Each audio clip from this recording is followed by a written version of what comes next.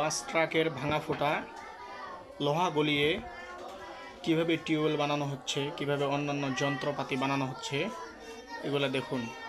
পুরো ভিডিওটাই দেখবেন, ইনশাআল্লাহ অনেক কিছু দেখতে পারবেন এবং বুঝতে পারবেন। এবং বেশি বেশি শেয়ার করে দিবেন, অন্যকে দেখার সুযোগ করে দিবেন। দেখতে থাকুন ভিডিওটি, অনেক সুন্দর একটা ভিডিও।